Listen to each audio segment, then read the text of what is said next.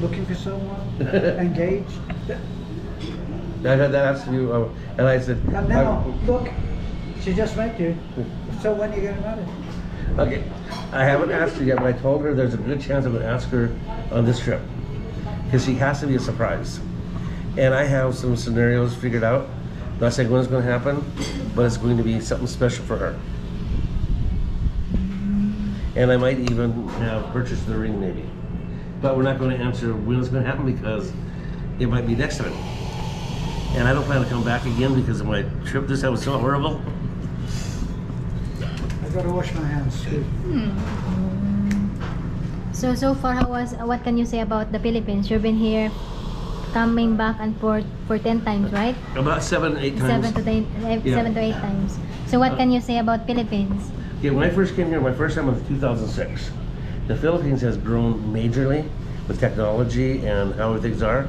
My first time here, I felt like I was in the twilight zone. I was 100 years, stepped back 100 years, and it took me 2 weeks to get myself, figure out where I was at. Now the Philippines is very modern. We have everything we have anywhere else. And I think the people are wonderful for the most part. I love the people. I think you have the most beautiful women in the world. And I think it'll be a great place to, I guess, come to die. So what can you say about those foreigners that looking for Filipinas since you already found the one? So those other foreigners that still What I've seen with came Filipinos, from a wounded relationship, what can you say to them? okay, one thing I've learned about Filipinos is I've dated quite a few Filipinos in my life.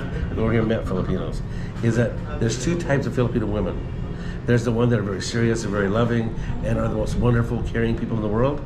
Then you have the ones that are there because they might be married, they might have a boyfriend, they might have 5 other American and Australian boyfriends, and they're there to get the money. You have to sort through that. But if you get a true one, and I prefer myself prefer the women of the province. I think they're not as quiet as worldly, and they're more shy, but I think they're more honest with their feelings. But in the cities, lady, the women in the city, I think the city women are more liberated. are more liberated, stuff which could be fun, but it isn't necessarily what I want to bring home. You're not a city girl. So if ever you decided to retire in the Philippines, where would you want to settle in? Okay, In the boss, where we in gonna the go? province Where or we in the gonna city? Where are we living, boss? It's up to you. No, you already told me where we're going to live. See, I only told her the thing is, I prefer one to live out of town. I wouldn't live in town. And the only thing I need You is said once in the mountain. yeah, mountain The area, mountain place. area. And I said an hour and a half away from the family, close enough you can go visit whenever you want. Far enough away they're not gonna come sleep on my couch. And that's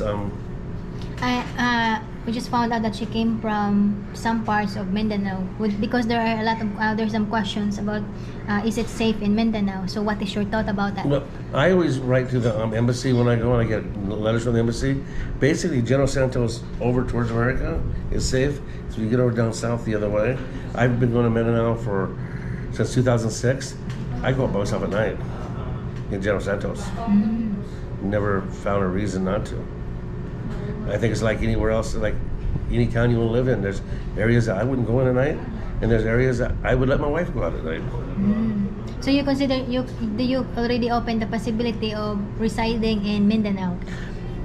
I wanted originally with Bohol, Okay. and she wants Mindanao close to her family. And I said, as long as we had that hour and a half buffer, I just didn't. I told her I want an hour and a half buffer because that's close enough. She can go visit when she wants, but Uncle Joe ain't gonna come live on my couch. But it's okay here because it seems like my province Yeah. also. The weather. Yeah. So we're The just looking. trees. This trip was to look around at different possibilities, and then we're gonna start making some decisions. Cause I got 8 years before I retire, because I want to retire at 62, but if I go to 67, I get more money. So you gotta kind of balance this out. Is it worth to go the more money retirement, or do you want to make it a little tighter and get off earlier? It's a hard decision to make. Not when you realize your mortality. But I can live as long as you. Not when you realize, that Alvin, I would never have thought that he was going to die. You know, happy. He was happy guy. He was good in his church. He helped people. He was good on charity. Generous man. 3 children. He inherited 3 children with his wife. They adored him.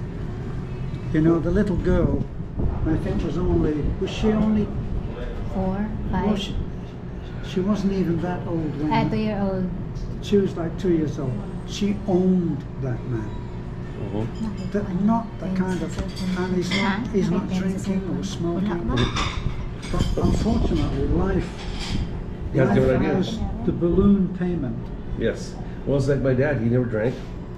He had quit smoking years and years ago. He always had a project going. He wasn't one. Now he did take naps in the middle of the day because he lived in Arizona. In the heat of the day, he would take a nap. When he got over, he was back out in his garage, and he always had a project. He was building something. He built up a boat. Last project was a boat he built. He built cars. He always had something going. And you call him up, and he had 500 things in the fire all the time. And the doctor said he's going to live another 10 years. You don't know. Well, my brother about 52 or 53, and it went like that. So, yeah, my brother had kidney problems. We knew that, and he went in the hospital at Christmas time. And I'm still a little upset with him for this, because me and him always talk about taking the motorcycles and going to Sturgis. And he says, "I'll get that for you guys. Let me do that." I want to do that. thank you. Oh, not that kind of money. We can go out. So we I called him at Christmas. I said, "Hey, bro, is you okay?" He goes, "Oh, I just used to have some problems. They wanted to check me out, make sure everything's okay." Our bill too Yeah. is on here. Okay. I go. Anyway, I said, "Are you sure you're okay?" He said, "I'm great." He says, "I'm looking at that new motorcycle I told you I was going to get." He said, "This summer, you get your bike going. We're going to Sturgis." New Year's. This was Christmas night, Christmas Eve. New Year's morning, we got a phone call. He died. The doctor told him he wouldn't make New Year's.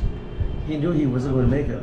And instead of telling me he wasn't going to make it, I could have flew down to saw him one more time. Christmas sa Jameson kami. But no, he lies to me because he didn't want me to be upset. Balik pa naman siya January.